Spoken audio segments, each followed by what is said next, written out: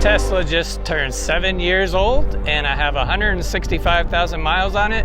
Have you ever wondered what are the total maintenance costs on a Tesla and how that compares to a gas vehicle? I'm going to talk about total cost of ownership, how long a battery lasts, and how many miles are left after 7 years.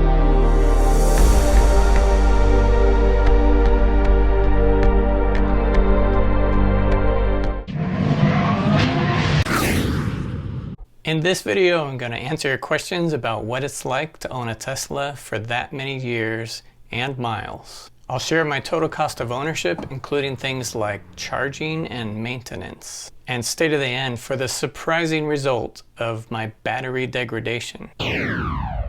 So let's start off with a quick car overview and purchase price of my 2018 Tesla dual motor Model 3. So it is a long-range dual motor all-wheel drive, premium interior, pearl white multi-coat paint, and the basic 18-inch wheels. Base price was $53,000, $1,500 for white paint, for a total purchase price of $54,500. Now for the scheduled maintenance cost.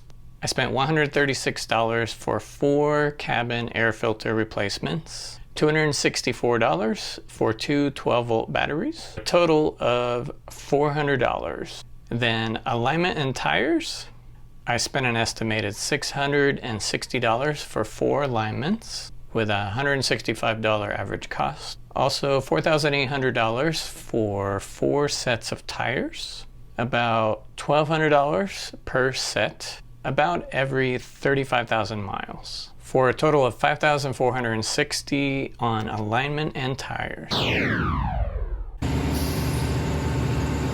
Now let's get into the unscheduled maintenance and repairs. The most expensive thing was $1,300 for a new AC compressor after about 6 years. Also $450 for cleaning the AC coils. They tend to get a musty smell every year or two. The newer Teslas don't have this issue. It was more of a design issue with the condensation. Also $255 for a coolant fill, and $65 for a mobile connector replacement, and $17 for out of warranty replacement, for a total of $2,100.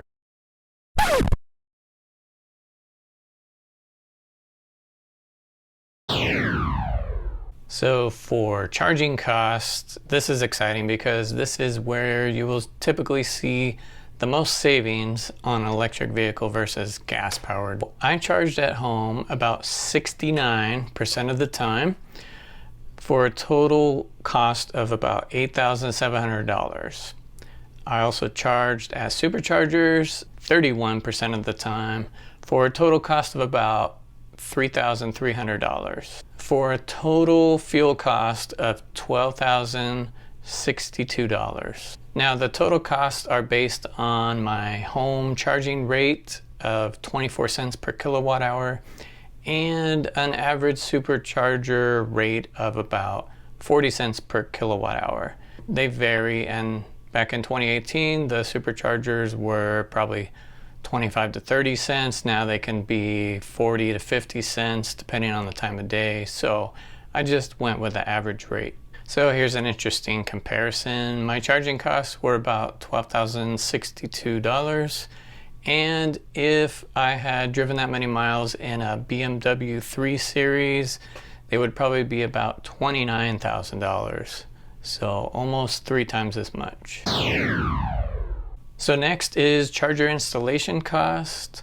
I installed a Tesla wall connector in my garage, and so most of my charging was done there. The cost of the charger was about $450. So for the installation, I had a friend that I paid that's an electrician, and that was about $150 for a total cost of about $600. For my monthly insurance costs, I pay about $917 for 6 months, which comes out to about $152 a month. The taxes and fees for the initial purchase were $5,272, And for the registration was $3,515. I financed about $46,500 at 2.35% interest over 60 months, which came out to a total of $2,801.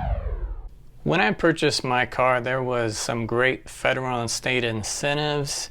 So I got a $7,500 federal rebate and a $2,500 state rebate for a total of $10,000. So with the incentives, my cost of the vehicle went from $54,500 to $44,500.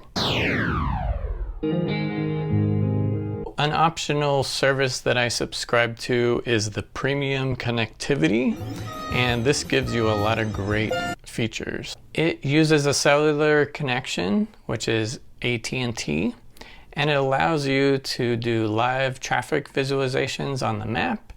You get a satellite view of the map.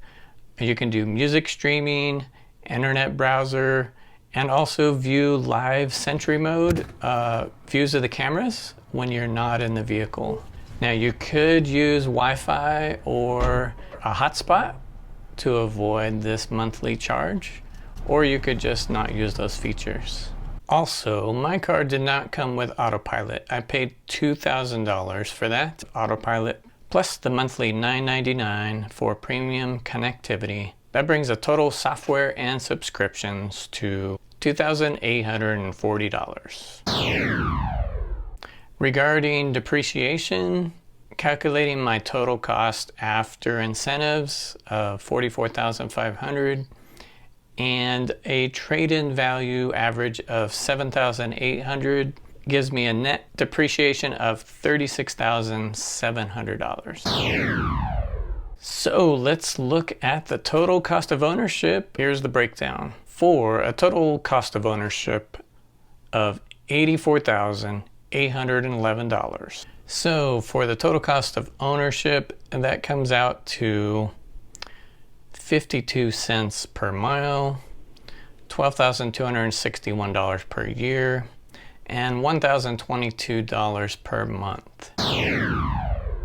And so I did a comparison between the total cost of ownership of a similar luxury vehicle. BMW 3 Series is one of the best comparisons. And also a more affordable, very common, very popular vehicle, the Toyota Camry. So for the BMW, I used the 330i xDrive, and that has an original vehicle cost of $43,245.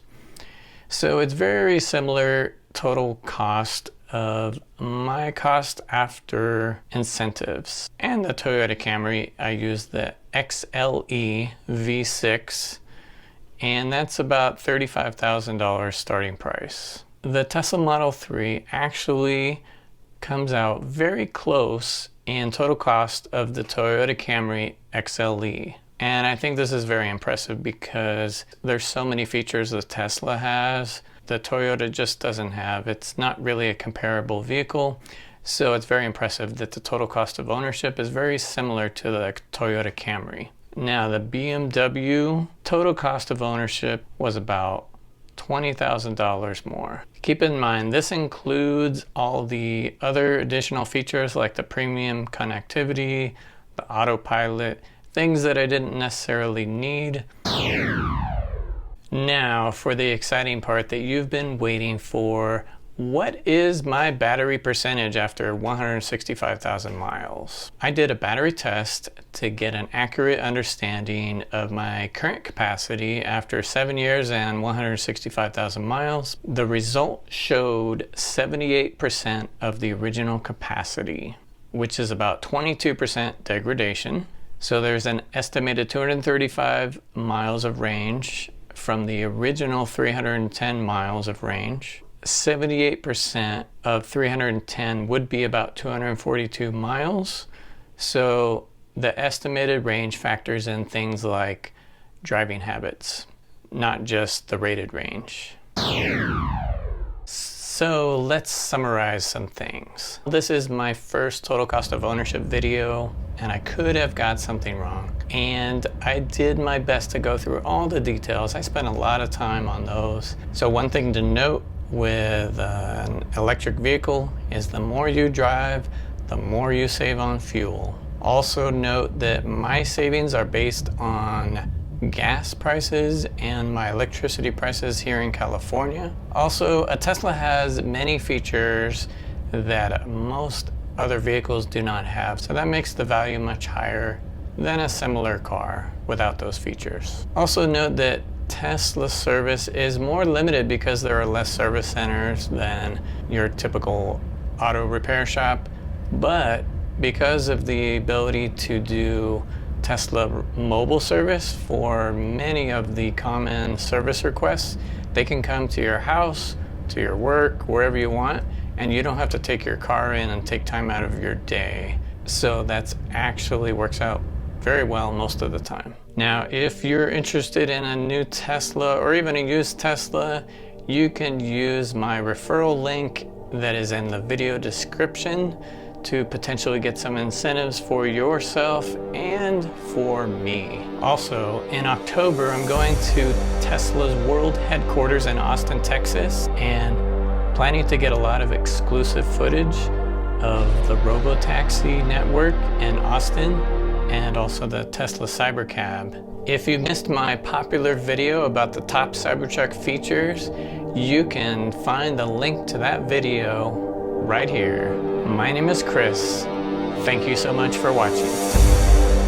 I drove my uncle's 130-year-old electric vehicle at the Pebble Beach Concours. Find out how I was lucky enough for this rare chance to drive a piece of automotive history.